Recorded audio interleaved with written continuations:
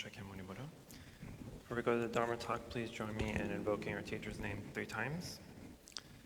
Namo Shakyamuni Buddha. Namo Shakyamuni Buddha. Namo Shakyamuni Buddha. Dearest Venerable Teacher, dearest Sangha, good afternoon. I hope everyone had a festive new year here if you joined us. I'm still exhausted from it. But we did not anticipate as many people showing up as they did. I thought people would be more COVID shy. People were not COVID shy. So, but I think was successful nevertheless. So before I get to my talk today on right action, our 4th aspect of the Eightfold Path, we started chanting the Medicine Buddha Sutra last week, and we do that for the entire month of January, lunar January. So I just wanted to touch base really quick on the Medicine Buddha Sutra, only because there's a few pieces in there that is a little confusing, I think, to people. The Medicine Buddha, Bhashya Guru Vedura Prabharaja, as his full name is, means the King Buddha of Lapis Lazuli. And he's a manifestation of Buddha when we try to describe him as a physician, as someone who gives medication, spiritual medication to his followers. But the Medicine Buddha Sutra is actually one of the earlier Mahayana sutras. It was, in its finality, was composed around between the 3rd and 5th century. So it's a pretty old sutra, and it can get a little confusing it can sound a little sexist a little bit. But we have to think about the time and place that the Buddha lived in, and the time and place of when that sutra was composed, right? Because of the 12 vows of the Medicine Buddha Sutra, one of the vows was that for any woman who desired to leave the female body can meditate and enlighten herself into a male body in the next form. And it's a thing because, back in the Buddha's time, basically all women had, as they do sometimes now in India, have no say in life, basically. They have no rights. They have no meaningfulness of anything outside of being a wife or being a servant of people. It's not totally like that everywhere in India still, but in some, especially in the lower classes, because they still have the caste system in most India. And so, and even in other parts of the world, it's still the same thing. Females still don't have as full rights to men as females still don't have full rights as men.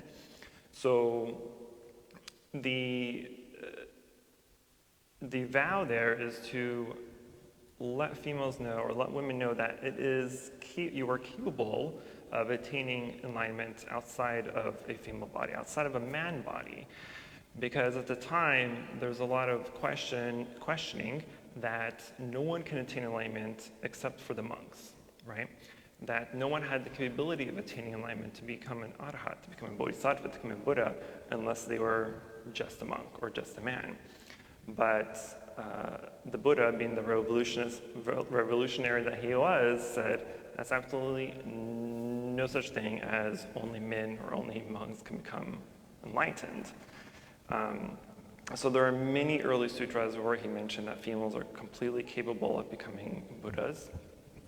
Even in the Lotus Sutra, there's a chapter on the little girl, 8-year-old girl, attaining enlightenment, attaining full Buddhahood in foot of the high disciples of the Buddha that said, there's no way you, 1, a female, 2, you're like still a child, right?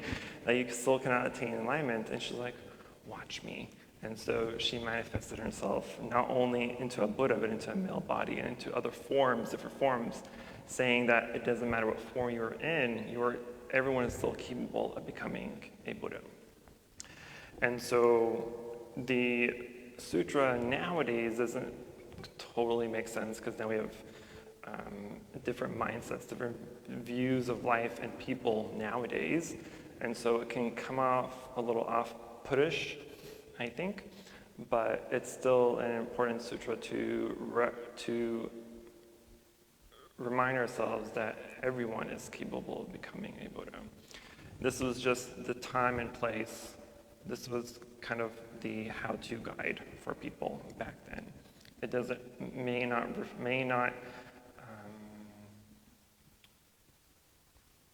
may not be applicable today, but at the time it was very much applicable.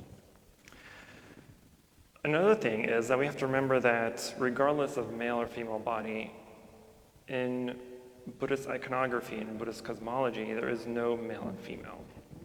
If you look at the statues of Buddhas and Bodhisattvas, they're basically androgynous. They have no actual gender, right? All of them have, all the statues here, if you look at them, they contain both masculine and feminine features. So true Buddha, true Bodhisattva has no form, no gender. They're all androgynous. They're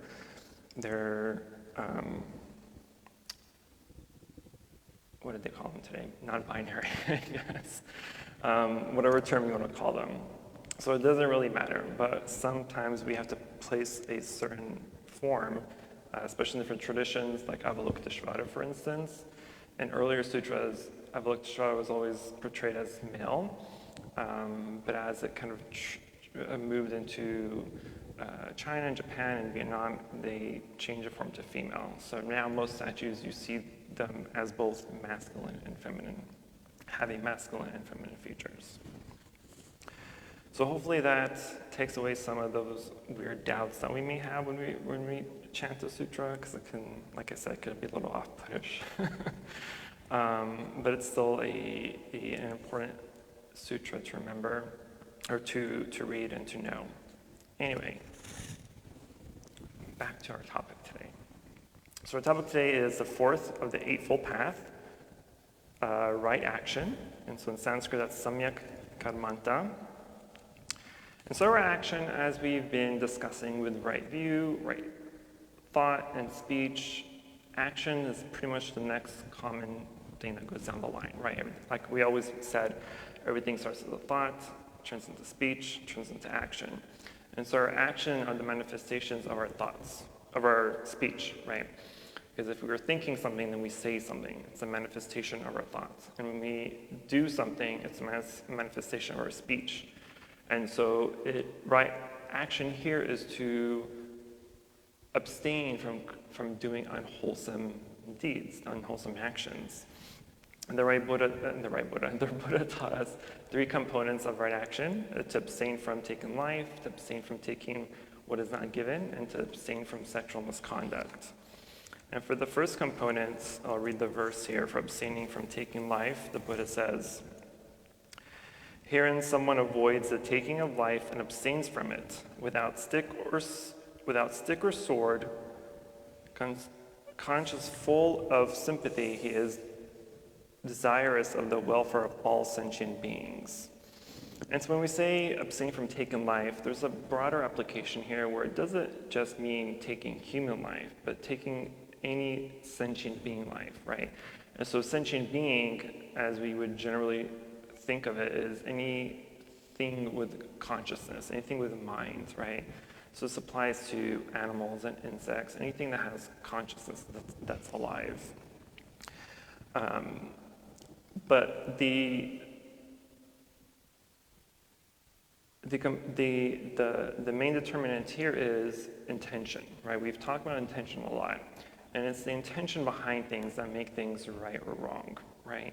And so we do, on a daily basis, we do quite a bit of unintentional killing, right? As we walk through the path, as we drive, we may be stepping on insects or ants or bugs. as we were driving, bugs, splatter into our windshield, or sometimes even birds or deers, right? So there's this accidental killing that happens every day. But it's not necessarily an offense in this case because it's not intentional. We don't have the volition to actually go out and say, I'm intentionally looking for bugs to step on, or I'm intentionally looking for animals in the road to drive over, right? There's not that volitional act to want to intentionally kill something. And so it's not necessarily a violation of this precept, right? Because this is one of the 5 precepts, is abstain from killing. And so the intention behind things is very important. So when we practice, or when we meditate or become mindful, as we become more mindful, when we walk and when we drive and when we do anything, we are being mindful of our surroundings. So that's why when we do walking meditation, we're walking pretty slowly for the most part, because we are not just walking slowly for the sake of walking slowly for the meditation, but we're walking slowly to observe our surroundings and to be mindful of where we're stepping so we don't accidentally step on anything that is living, right? And the same thing when we're driving. If we're driving mindfully and consciously and with active awareness, then we can become defensive drivers. We'll avoid cutting people off, we'll avoid running into someone, we'll avoid getting hit by people sometimes, or hitting animals if we're able to see them on time. And so practicing that mindfulness outside of the cushion when you meditate is going to become very helpful in your everyday life. And so to practice and to go in hand to practice this, we also want to practice the development of kindness and compassion, right? And so the thing that kind of goes hand in hand with this is the metta meditation, right? The loving kindness meditation, is where we try to intrinsically, altruistically develop that compassion and kindness for all beings. And so that way, when something happens, right? A lot of times we respond with anger or with ignorance or with hate, right? And so responding in those ways develops a blockage of spiritual awakening. And so in order to avoid that blockage, to clean out, to release and remove that blockage, we meditate on compassion. We meditate on loving kindness. We meditate on the equanimity for all, for the appreciative joy for all. So that helps remove those blockages. And so that way when we are in our life, in everyday situations, and those situations arise, it's easier for us to notice them a little bit quicker. So that way we don't respond in any negative way or a way that's in ignorance or in greed or anger, right, of the 3 poisons. The second component here is abstain from taking what is not given. And the verse here is, he avoids taking what is not given and abstains from it. What another person possesses of goods and chattel in the village or in the wood, that he does not take away with thievish intent. And here the Buddha mentions thievish intent for a reason, right? And so this is also one of the 5 precepts, is to abstain from stealing, right? And in this case, stealing is just your regular stealing. It can also be fraudulence or deceitfulness, right? Anything that is not yours, anything that you are pretending that is yours, that's not yours, right? Or even not giving something to someone that is intended for them, right? So if Leon gave me something to give to Christopher, and Christopher doesn't even know about it, and I'm holding on to it, saying, oh, this is supposed to be for Christopher, but I'm going to keep it, right? That too is also considered stealing, even though he may not know about it. Technically, it's his property. So here we're trying to respect the property of others and to be honest with what we have and what we're supposed to give.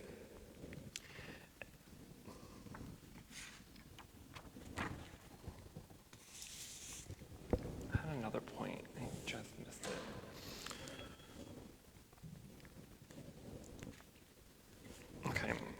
that thought comes back, which I'm sure it will come back to it. But I'll go into the third and last component here, which is abstaining from sexual misconduct, also one of the 5 precepts.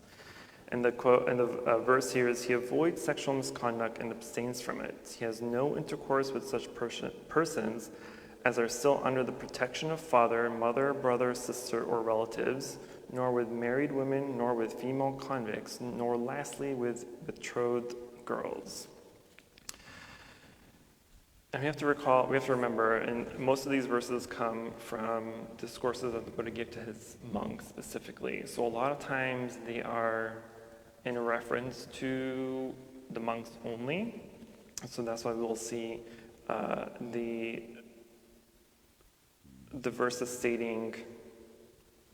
verses aiming towards men only. And so there's a lot of women's I'll get to that later. But the main purpose of this precept is to protect relations from outside disruption and to promote trust and fidelity within the marital union.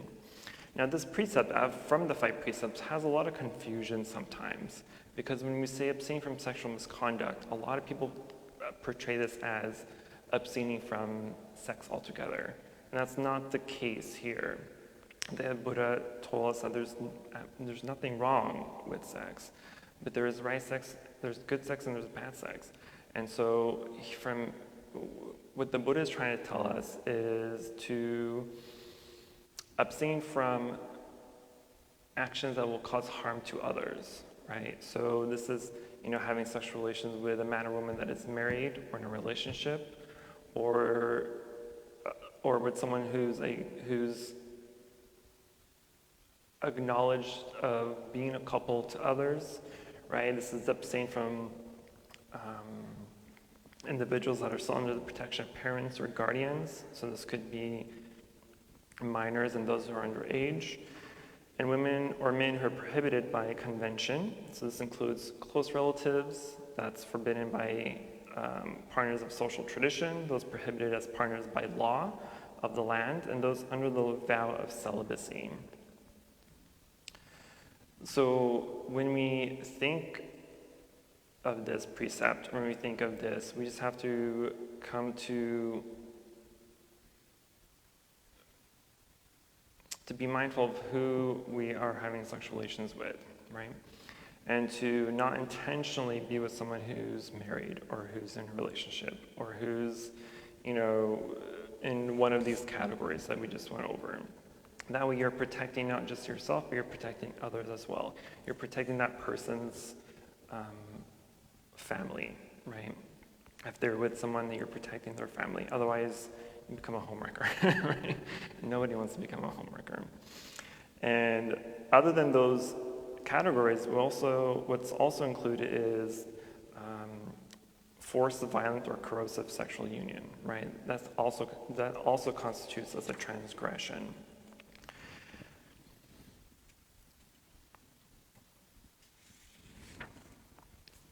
For lay people, for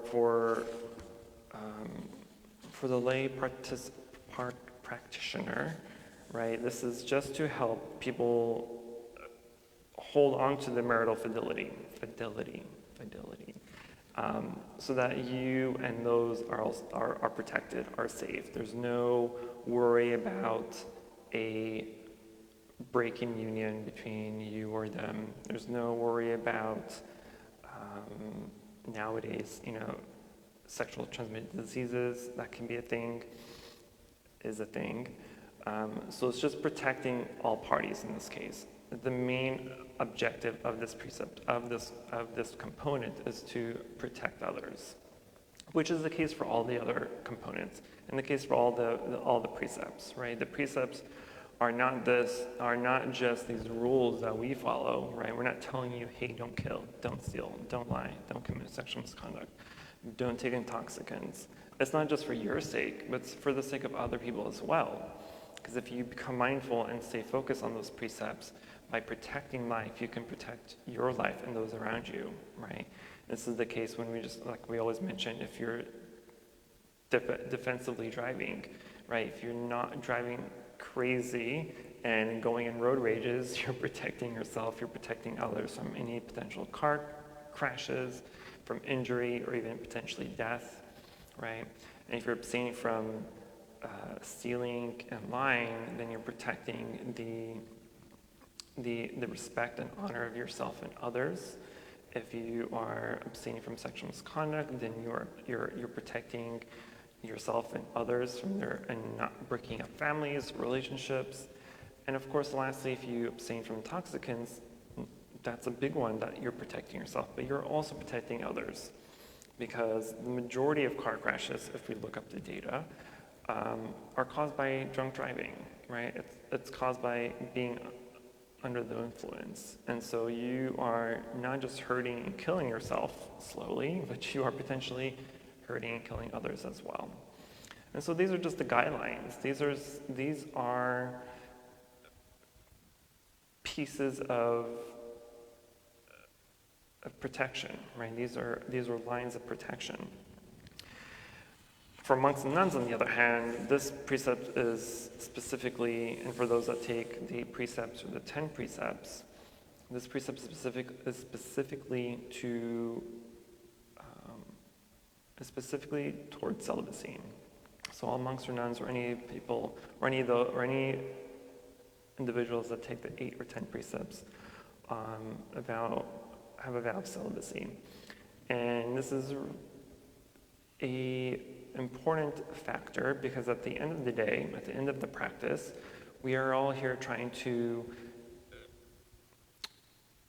cleanse our mind. And once we have a purity of mind, it's much easier for people and for us to walk on this path, to maintain our practice, to hold our practice, to develop that practice. And so by the end of the day, we just want to be able to hold back that tide of sexual desire, and abstaining from misuse of sex is going toward the right path. I'm going to try to keep this short because the Medicine Buddha Sutra is pretty long. But I'm going to keep it short and sweet. But that is the gist of right action. Basically, do good, don't do bad. Any questions, concerns, emotional outbursts?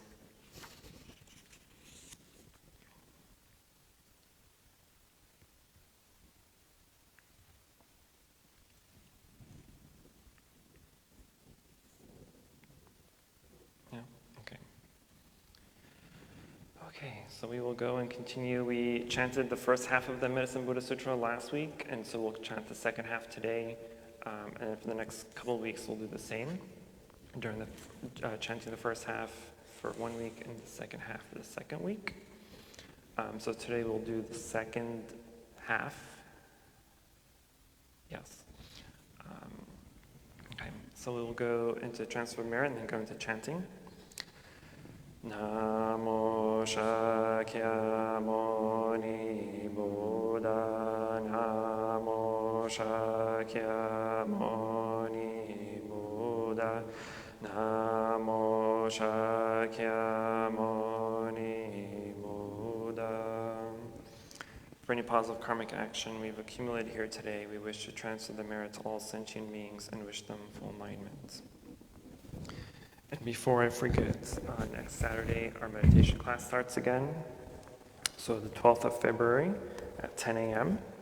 And it will continue as it used to. So every second and fourth Saturday, we'll have meditation in the shrine, 10 a.m. Yes. I'll let you know when I get up there.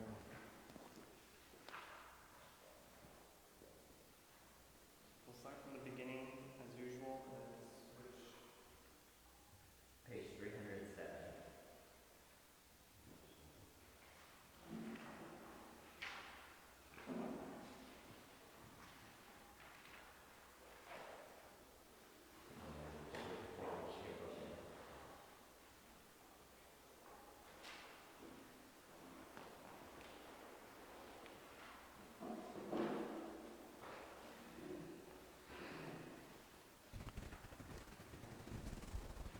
We will start on page 307, and then after the compassion mantra, we will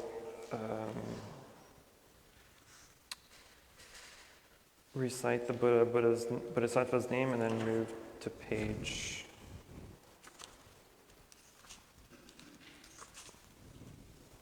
332.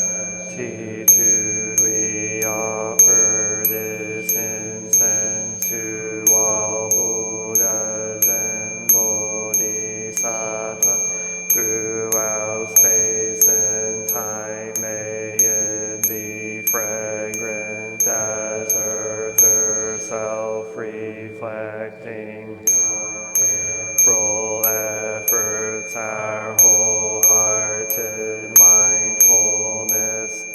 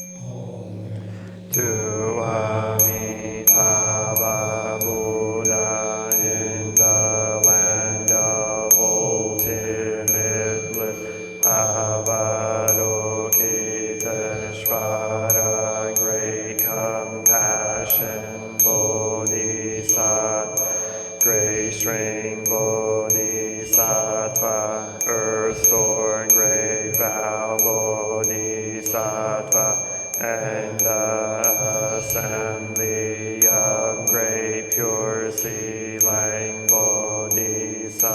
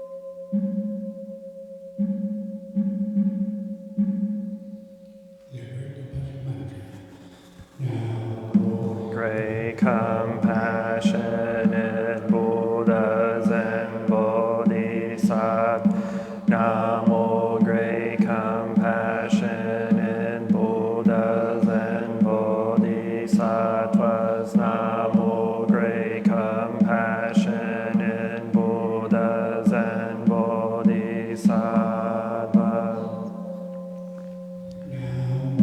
Ratnatrayaya, Namo Avalokiteshvaraya, Bodhisattvaya, Mahasattvaya, Mahakarunikaya, Om Sarvaravaye, Sudanadasya, Namaskritva Himamarya, Parokiteshvara Ramdava, Namo Narakindi, Hrimahavaswami, Sarvarhato Shobham, Ajiyam, Sarvasattva, Namo Vastava, Namo Vakamavitato,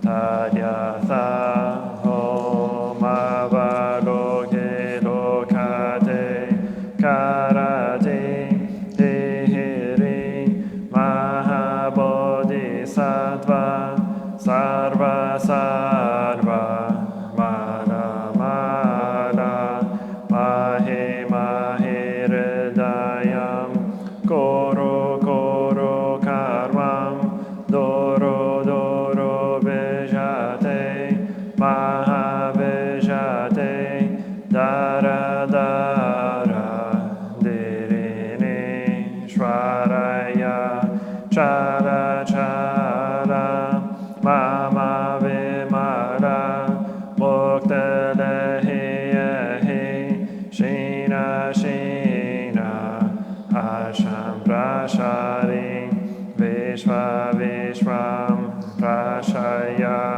Holo Holo Mara, Holo Holo Hri, Sara Sara, Siri Siri, Soro Soro, Bodhiya Bodhiya, Bodhaya Bodhaya, Maitreya, Narakendi, Drishanina, Vayamana, Swaha Siddhaya, Swaha Mahasiddhaya, Swaha Siddhayogi, Shvaraya, Swaha Narakendi, Swaha Maranara, Swaha Sira Simha Mokaya, Swaha Sarva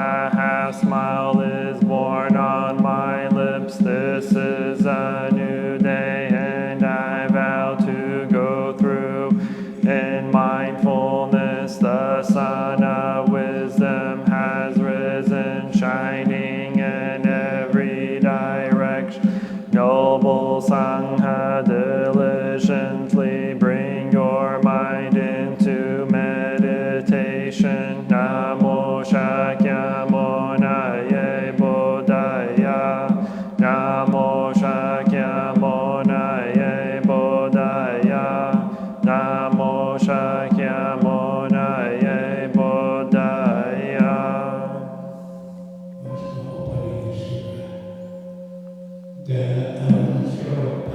Profound and wonderful Dharma is difficult to encounter in hundreds of millions of years.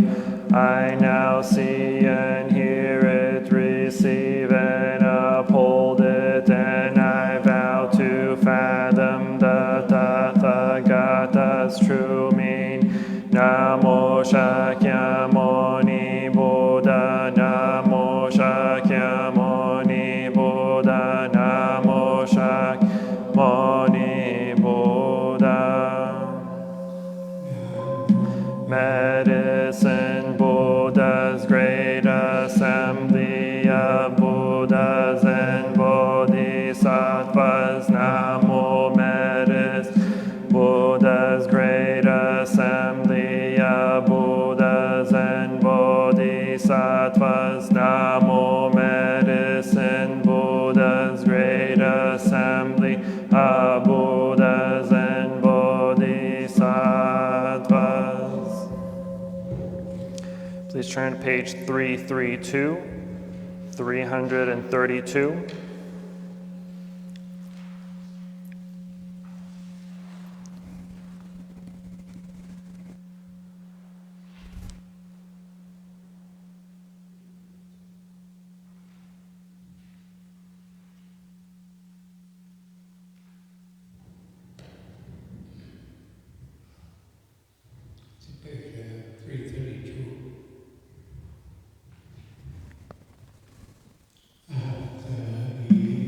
Spoken the mantra from amid the light, the earth trembled and emitted great light. All beings, sicknesses, and sufferings were cast off, and they failed. Peaceful and happy Manjushri, if you see a man or a woman who is ill, you should single-mindedly and frequently clean and bathe him and rinse his. Provide him with food, medicine, or water that is free of insects, over any of which the Dharani has been recited 108 times after the sick person has taken. All his sicknesses and sufferings will be gone. If this person has a wish, he should recite this mantra with the most sincerity. Then he will obtain whatever he wished for, and his life will be prolonged and free from illness. At the end of his life, he will be reborn in the Buddha's land. He will become irreversible and will ultimately attain supreme enlightenment. Therefore, Manjush, if there are men and women who with the most sincerity diligently worship and make offerings to medicine, mass, Vaidurya, light, Tathagata, they should always recite this mantra. And moreover, Manjushri, men or women of pure faith who have heard all the names of medicine, light, Tathagata, Vana,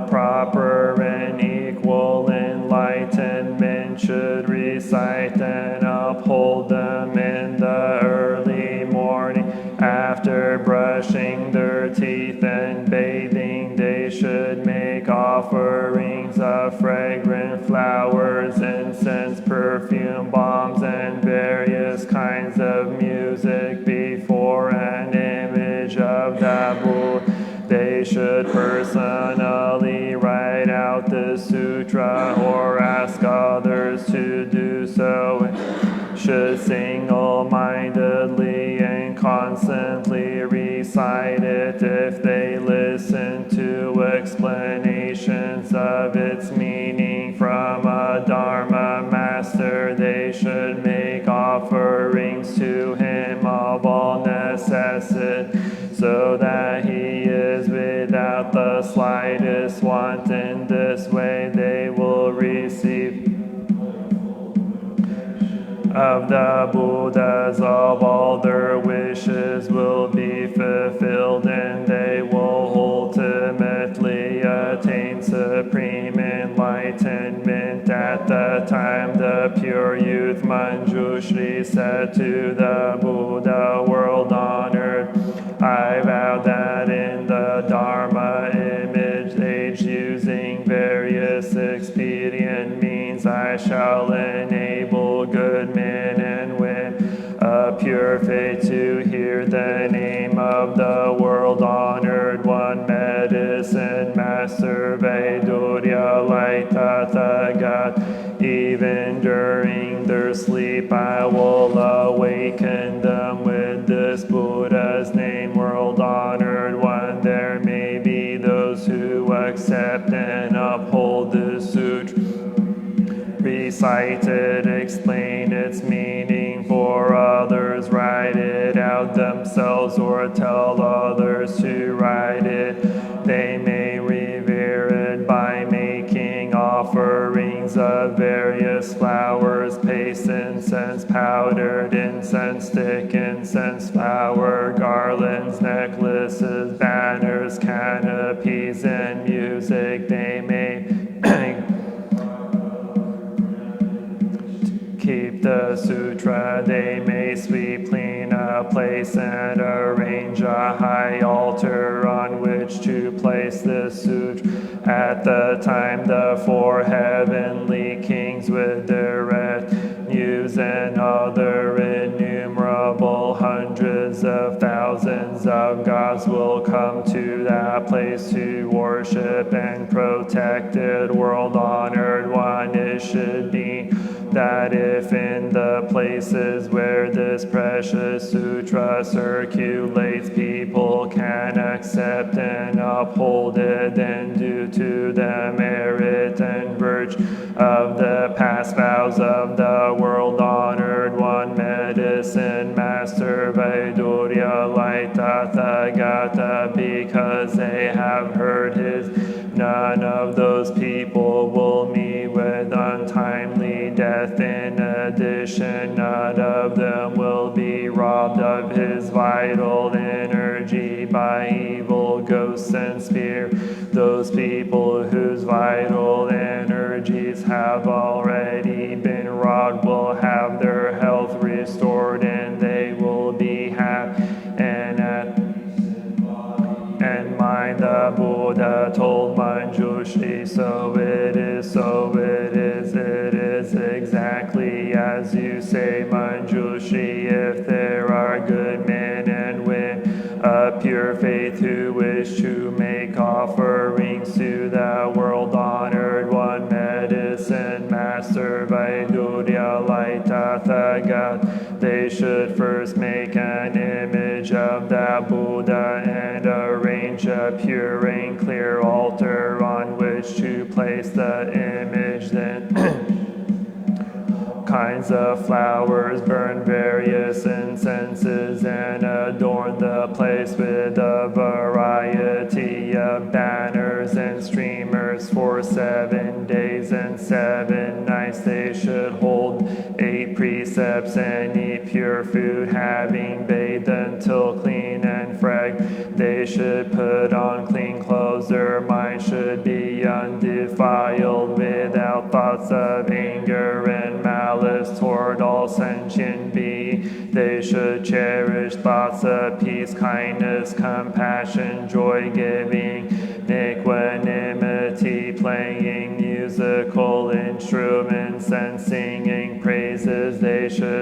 come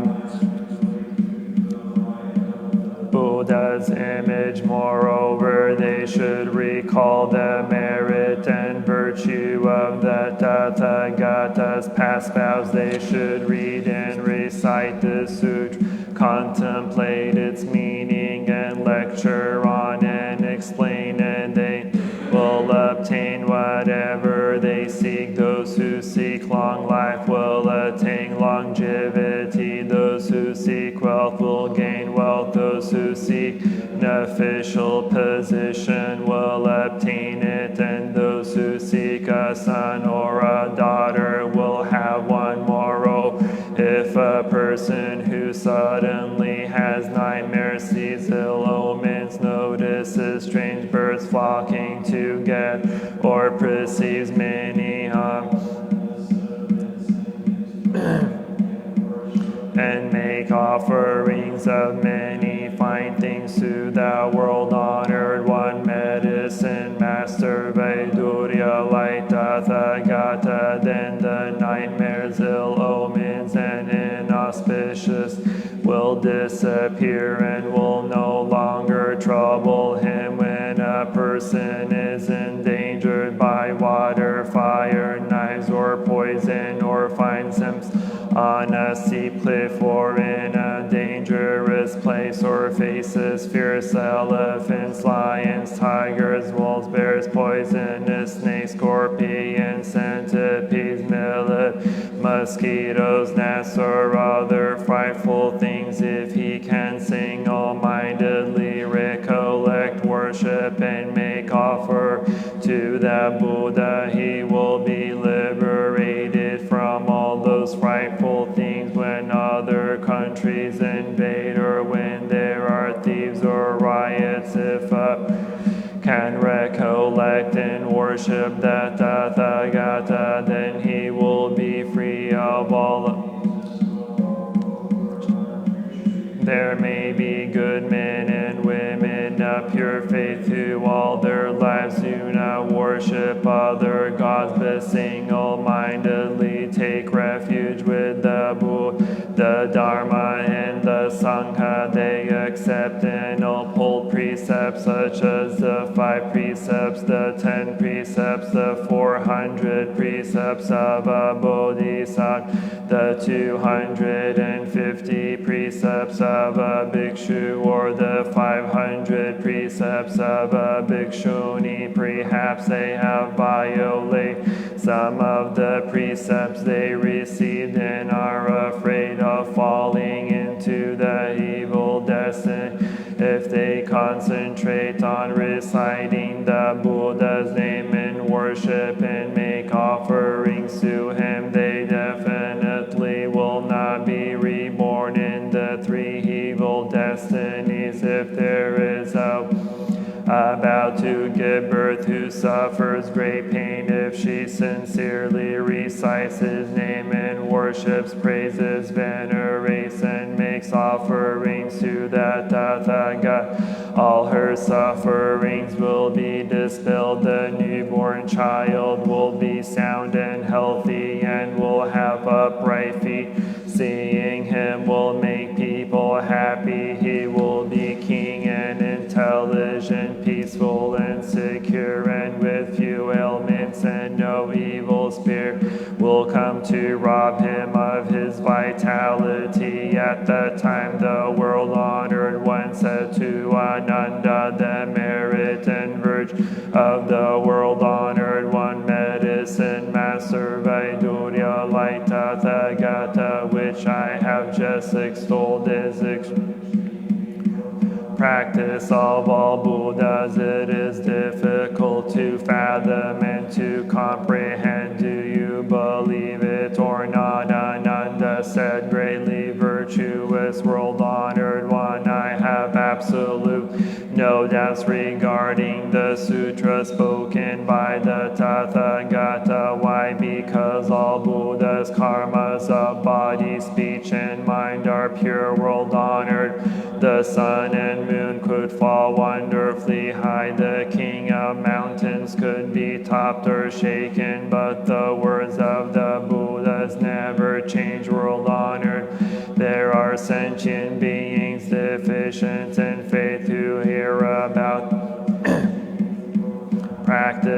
practices of all Buddhas and think to themselves, how could one obtain such supreme merit and benefit merely by reciting the name of a single Buddha, medicine master, Vedurya, light Tathagata? Due to this lack of, they give rise to slander. During the long night they lose great benefit and joy and fall into the evil destinies where they wander ceaselessly. The Buddha told Anand, if these sentient beings hear the name of the world-honored one, medicine master, Vaidurya, light Tathagata, and sincerely accept and uphold without any doubts, they cannot possibly fall into the evil destinies. Ananda, this is the extremely profound practice of all Buddha that is difficult to believe and understand. You should know that your ability to accept this comes from of the Tathagata. Ananda, all hearers, solitary enlightened ones, and the Bodhisattvas who have not yet ascended to the grounds are incapable of believing and understanding this Dharma as it really is. Only the Bodhisattvas who are destined in one life to attain Buddha are capable of understanding. Ananda, it is difficult to obtain a human body. It is also difficult to have faith in and more difficult to be able to hear the name of the world-honored one, medicine master, Vaidurya, light Tathagata. Ananda, medicine master, Vaidurya, light Tathagata, possesses boundless bodhisattva practice, limitless skillful expedience, and time extensively of those for an eon or more. The eon will soon end, but that Buddha's practices, vows, and skillful expedience have no end. Within the assembly of Bodhisattva, Mahasattva, named one who rescues and liberates, arose from his seat, bared his right shoulder, knelt with his right knee on the ground, leaned forward with his palms joined together, and said to the Buddha, greatly virtuous, world-honored one, during Dharma image age there will be living beings afflicted with various diseases, emaciated from chronic illness, unable to eat or drink, their throats parched and their lips dry. Such a being sees darkness gathering all around him as the signs of death, while laying in bed surrounded by his weeping parents, relatives, and friends. He sees the messengers of Yama leading his conscience before that king of justice. Every sentient being has spirits that stay with him throughout his life. They record his evil to present to Yama, the king of justice. At that time, King Yama interrogates this person in order to tally his karma and mete out judgment according to his good and evil deeds. At the time, if the sick person's relatives and on his behalf can take refuge with the world-honored one, medicine master, Vaidurya, light Tathagata, and request members of the Sangha to recite the Sutra, to light 7 layers of lamps, to hang up the 5 colored banners for prolonging life, then it is possible consciousness to return as if in a dream. The person will see everything very clearly himself. If his consciousness returns after 7, 21, 35, or 40, he will feel as if awakened from a dream and will remember the retributions that he underwent for his good and bad karma, having witnessed the retributions of his own karma, he will never again do any evil, even if this very life is endangered. Therefore, good men and women of pure faith should accept, uphold the name of medicine master Vedurya light Tathagat, and according to their capability worship and make offerings to him. At the time Ananda asked the Bodhisattva who rescues and liberates good men, how should we worship and make offerings to the world honored one, medicine master Vedurya light Tathagat? Banners and lamps that prolong life, the Bodhisattva who rescues and liberates, said, great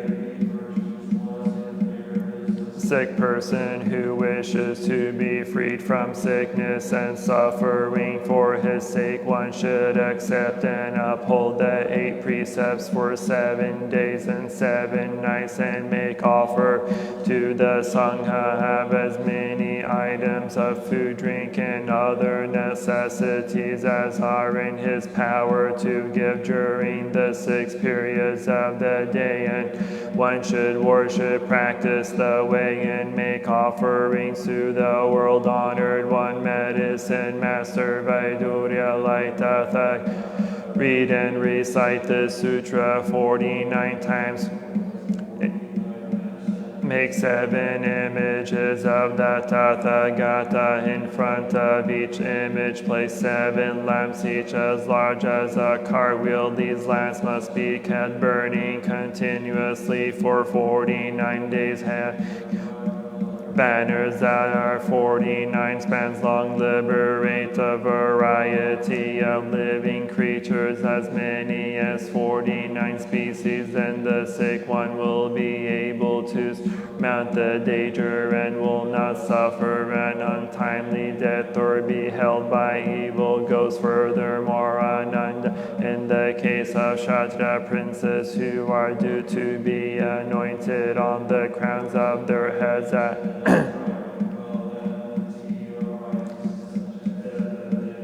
among the population, invasion by foreign countries, rebellion within their territories, unusual changes in the stars, a solar or lunar eclipse, unseasonal winds and rains, or prolonged drought.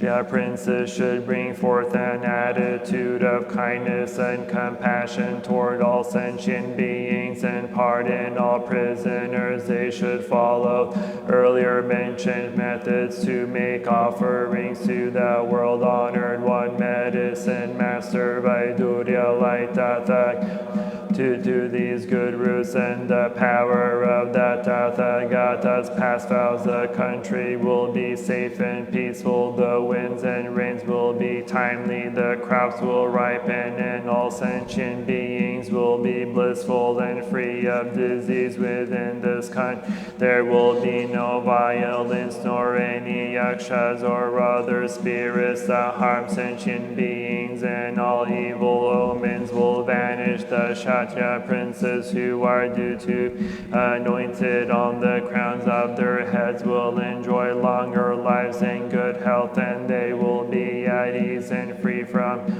Ananda. If the queens, the princes, the ministers or court counselors, the ladies of the palace, the provincial officials, or the common people suffer from diseases or other difficulties, they should all hang up 5-colored spiritual banners, light lamps, and keep them burning. Liberate living creatures, scatter flowers of various colors, and burn precious, and then those people will be cured of their diseases and relieved of their difficulties. And Ananda asked the Bodhis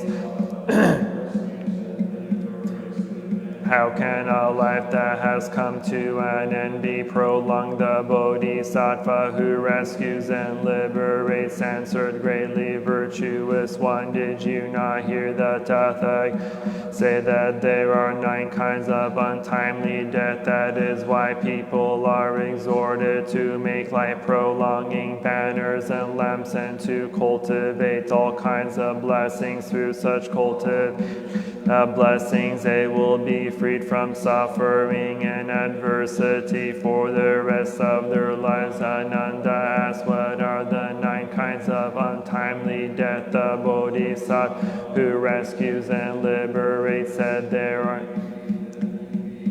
who, although not seriously ill, have neither medicine nor a doctor to treat them, or else they meet a doctor who gives them the wrong medicine. Consequently, they meet with an untimely death. Some believe in heretical views. Those deviant teachers frighten them with false prophecies, able to set their minds at ease. They consult oracles to find out what calamities are in store for them. In order to perpetuate the spirits, they kill various creatures. They pray to earth ghosts for aid and protection. Although they wish to prolong their lives, their efforts are to no avail. They deludedly hold to wrong beliefs and perverse views. Thus they meet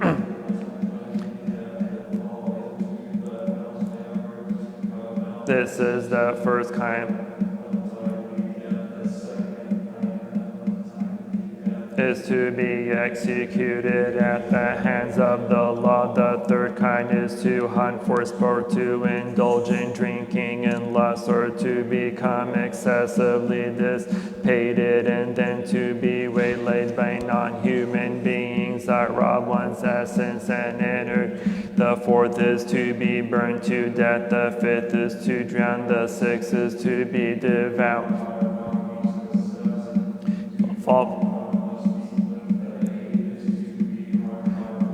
Incantations, evil mantras, or corpse-raising ghosts. The ninth is to die from hunger and thirst. These are the 9 kinds of untimely deaths generally spoken of by the Tathagata. There are also innumerable other kinds which cannot all be spoken of here. Moreover, King Yama keeps track of the karmic records of all the inhabitants of the world. If there are beings who are not filial to their parents, who commit the 5 rebellious acts, who revile the triple jewel, who destroy the laws of the country, or who violate the precepts of truthfulness, the King of Justice examines and punishes them according to the severity of their offense. Therefore, I encourage people to light lamps and make banners to liberate beings and cultivate blessings so that they can overcome suffering and misfortune. At the time, 12 great Yaksha generals were present in the assembly.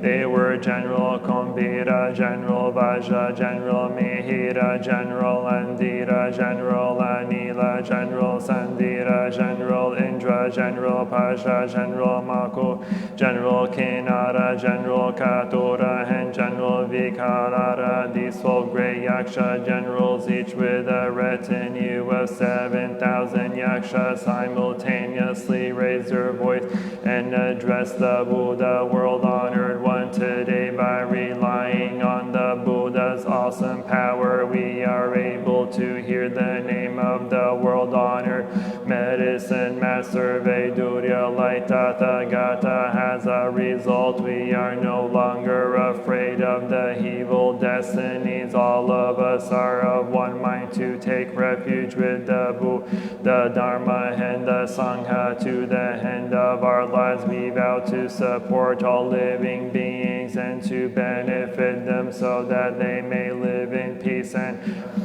in whatever cities, villages, countries, or secluded forests the Sutra circulates, or wherever people accept and uphold the name of medicine master Vaidurya light Tathagata and venerate merit and make offerings to him. We together with our retinues will guard and protect them, deliver them from all distress and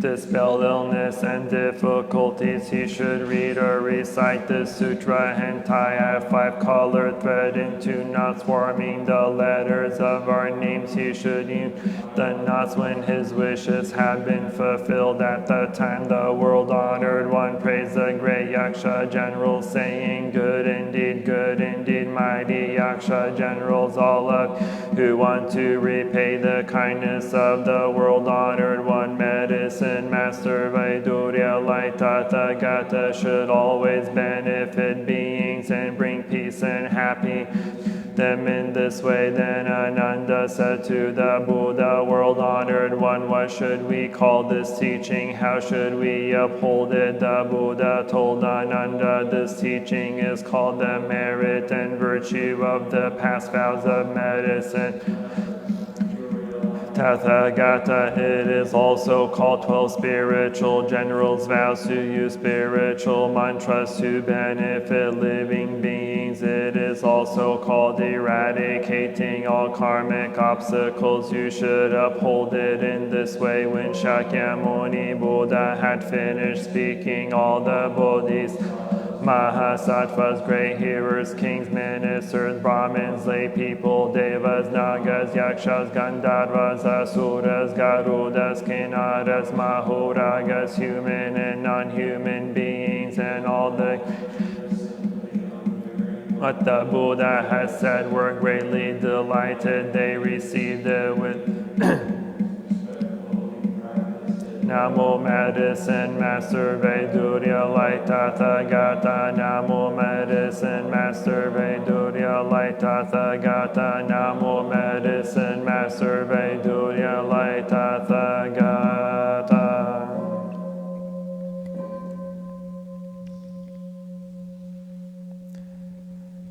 Medicine Buddha prays.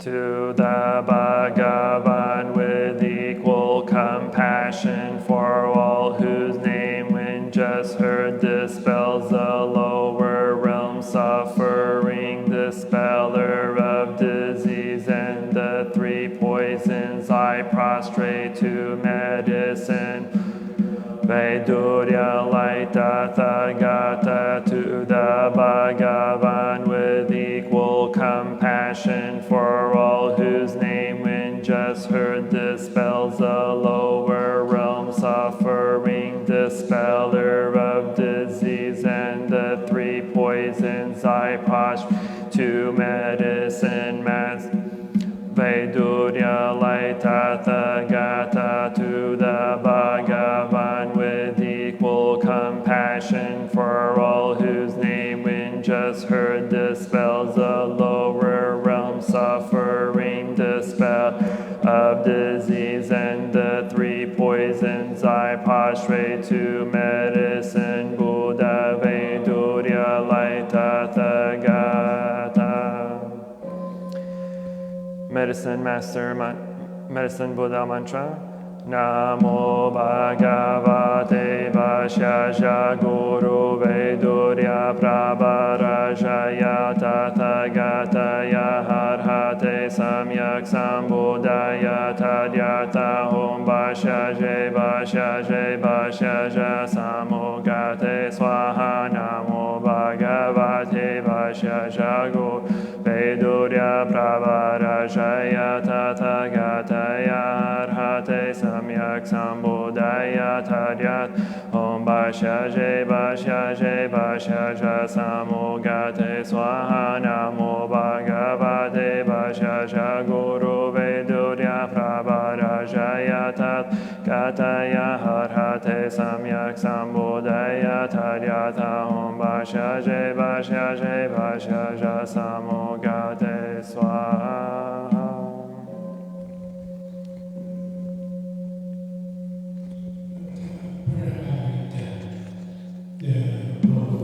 Sattva Avalokita while moving in the discourse of Prajna Paramita, shed light on the 5 skandhas and found them equal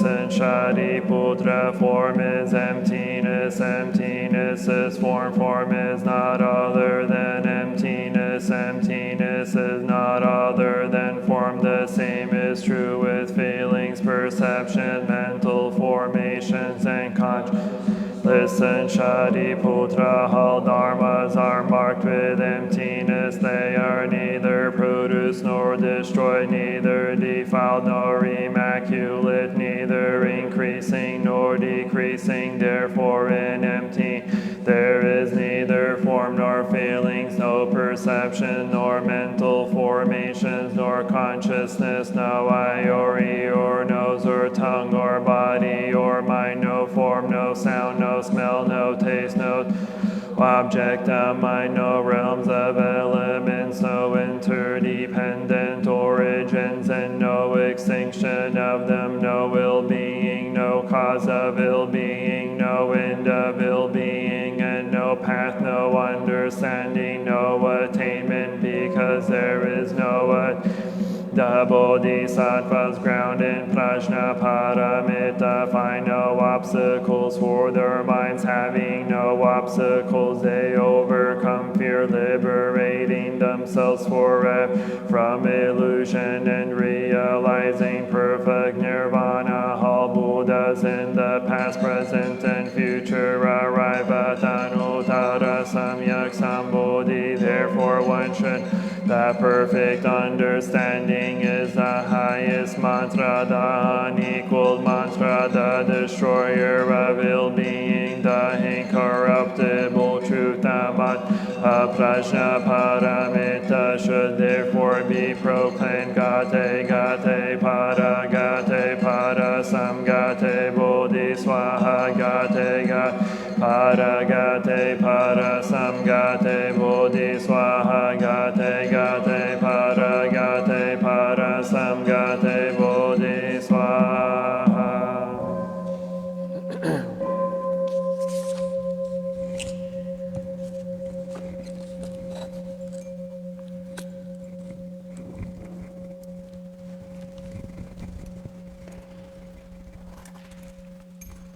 Christopher.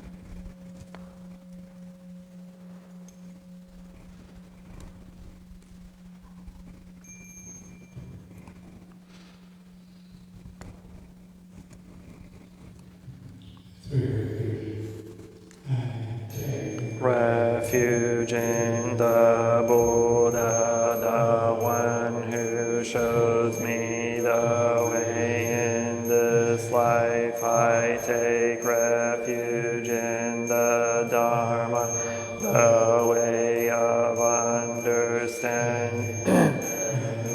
Love, I take refuge in the Sangha, the community that lives in harmony and awareness.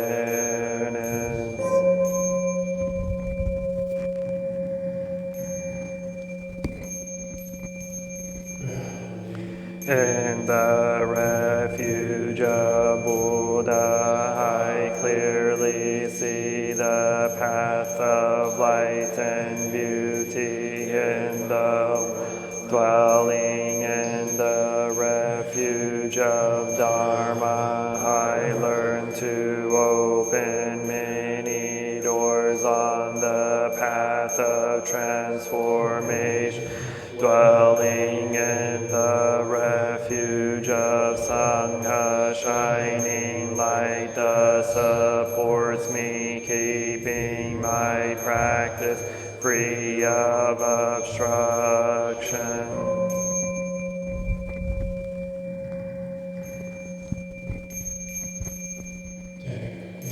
Refuge in the Buddha, in myself I aspire to help all people recognize their own awakened nature, realizing the mind of taking refuge in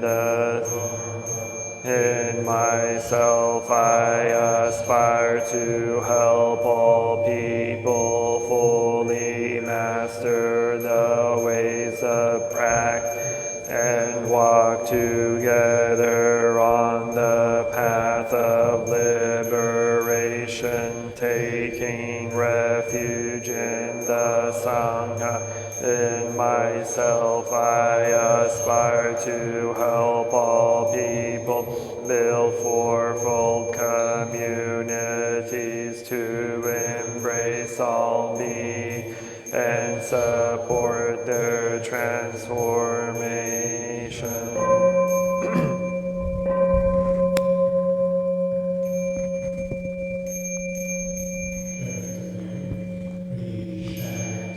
The sutras practicing the way of awareness gives rise to benefits without limits. We vow to share the fruits with all beings. We vow to offer tribute to parents, teachers, friends, and numerous beings who give guidance and support along the path.